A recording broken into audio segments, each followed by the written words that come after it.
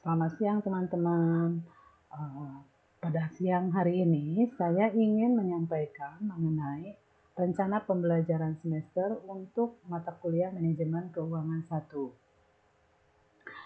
Capaian pembelajaran untuk lulusan mata kuliah ini diharapkan nanti mahasiswa di dalam kehidupan sehari-harinya dapat mengaplikasikan mengenai nilai waktu dari uang, perhitungan rasio, dan perhitungan nilai wajar terutama di dalam investasi.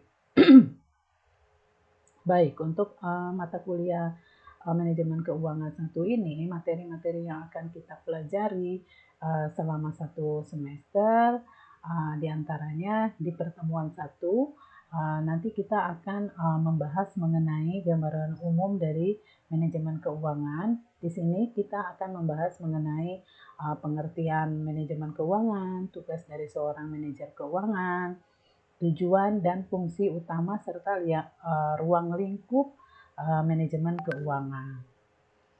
Di pertemuan kedua, nanti kita akan membahas mengenai analisa rasio laporan keuangan. Analisa rasio laporan keuangan ini adalah suatu analisis yang digunakan untuk melihat pada suatu keadaan keuangan perusahaan, bagaimana pencapaian keberhasilan perusahaan pada masa lalu, saat ini, dan prediksi yang akan datang. Analisis rasio laporan keuangan ini biasanya digunakan sebagai dasar pengambilan keputusan oleh pihak-pihak yang berkepentingan, baik oleh pihak eksternal maupun oleh pihak internal. Pihak eksternal di sini contohnya adalah seperti pemilik modal atau pihak perbankan ketika perusahaan ingin mengajukan pinjaman, dan pihak internal contohnya seperti pengelola manajemen atau dewan direksi, juga karyawan.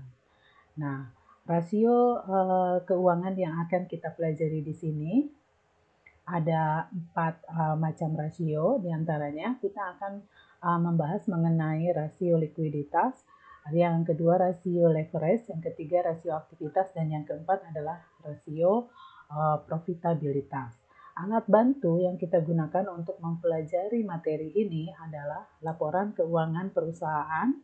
Akan lebih baik jika laporan keuangan yang disajikannya itu dalam kurun waktu 2 atau 3 tahun, sehingga kita bisa membandingkan bagaimana perkembangan perusahaan. Apakah kondisi keuangan perusahaan itu membaik atau memburuk. Laporan keuangan yang dibutuhkan di sini adalah neraca dan laporan laba rugi.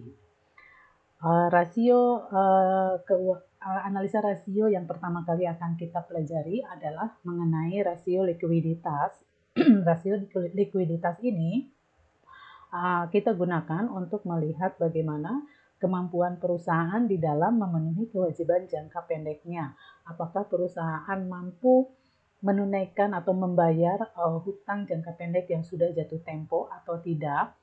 Perusahaan bisa dikatakan liquid jika perusahaan mampu membayar tepat waktu, dan sebaliknya perusahaan dikatakan illiquid jika perusahaan tidak mampu melunasi atau membayar hutang jangka pendeknya tepat waktu. Di rasio likuiditas ini ada 4 jenis rasio yang akan kita pelajari. Di antaranya current ratio, quick ratio, cash ratio, dan working capital to total asset ratio. Lalu rasio yang kedua adalah rasio leverage.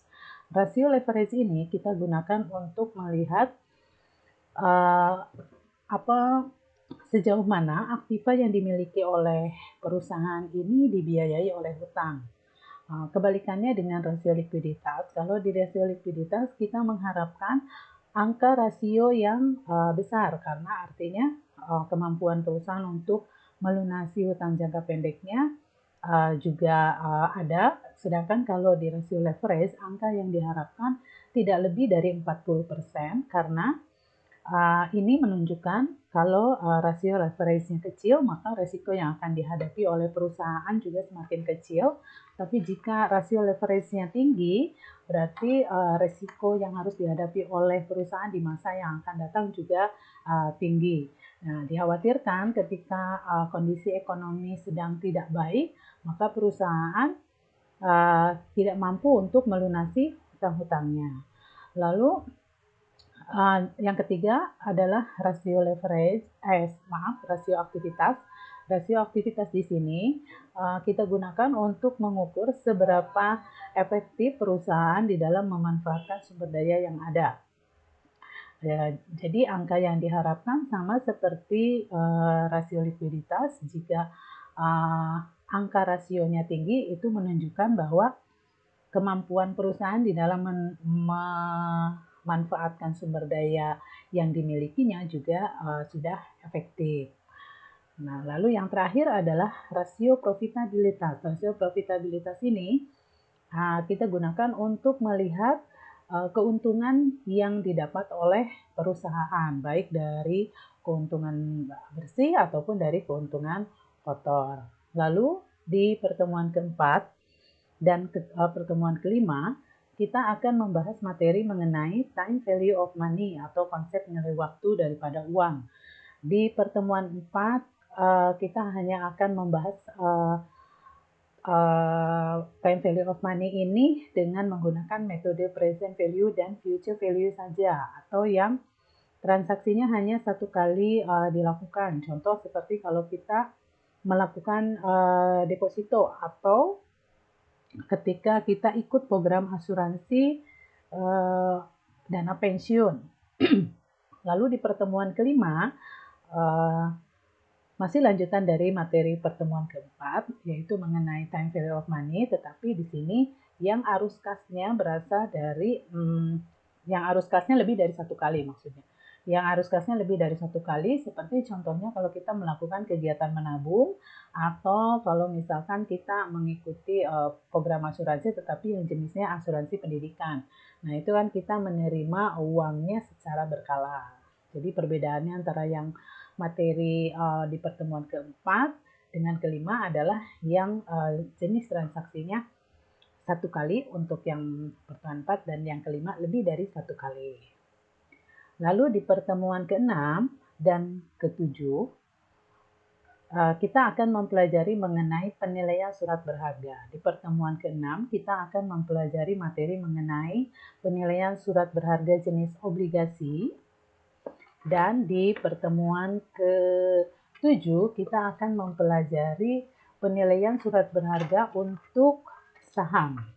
Jadi materi untuk UTS saya cukupkan sampai dengan penilaian surat berharga di saham. Jadi di sini nanti kita melihat nilai atau harga wajar yang layak untuk kita bayarkan atau untuk kita beli. Jadi kalau dirasa bahwa harga yang ditawarkan tersebut itu memang layak untuk kita beli, berarti kita bisa beli. Tapi kalau di atas rata-rata berarti kita bisa putuskan bahwa harga surat berharga tersebut tidak layak untuk kita beli. Ini materi sampai dengan UTS. Nah, setelah UTS nanti kita akan belajar mengenai konsep manajemen modal kerja atau working capital management. Working capital management ini akan kita pelajari selama 2 kali pertemuan, yaitu di pertemuan ke-9 dan ke-10. Di sini kita nanti akan menganalisis perhitungan berapa sih kebutuhan modal kerja dengan berbagai macam metode, seperti contohnya dilihat berdasarkan perputaran modal kerja atau keterikatan dana, atau berdasarkan kebutuhan musiman, atau berdasarkan kebutuhan minimal, atau bisa juga kita lihat berdasarkan pendekatan konservatif dan lain sebagainya. Lalu di pertemuan ke-11 nanti kita akan belajar mengenai manajemen kas. Di sini kita akan menyusun cash budgeting. Jadi nanti akan terlihat berapa cash inflow dan cash outflow, sehingga akan terlihat berapa sih ketersediaan uang cash yang dimiliki oleh perusahaan. Dan bagaimana apakah perusahaan mengalami surplus atau defisit di setiap periodenya, nanti akan terlihat di sini. Lalu di pertemuan ke-12 dan ke-13 nanti kita akan belajar mengenai manajemen piutang. Di manajemen piutang ini kita akan belajar nanti bagaimana bagaimana untuk menentukan besarnya piutang yang bisa kita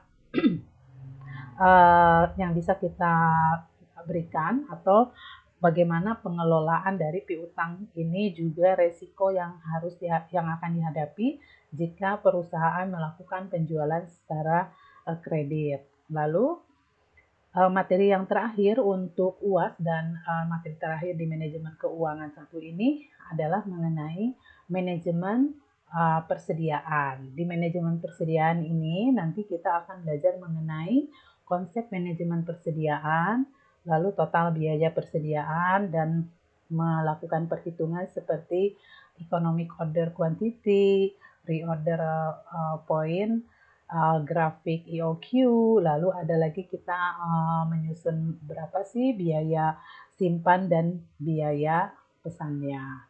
Oke, setelah itu UAS atau ujian akhir semester. Jadi ini saja yang bisa saya sampaikan. Semoga nanti teman-teman semua bisa mengikuti program perkuliahan online ini dengan baik ya. Saya harapkan semoga nanti ilmunya bisa teman-teman serap dan nanti akan ada di setiap pertemuannya nanti akan ada sesi untuk review materi, untuk latihan soal, atau untuk sesi tanya jawab. Dan saya harap nanti ketika pembelajaran semuanya dapat aktif dan dapat mengikutinya dengan baik. Oke, terima kasih untuk semuanya yang sudah berkenan untuk melihat video ini. Selamat siang.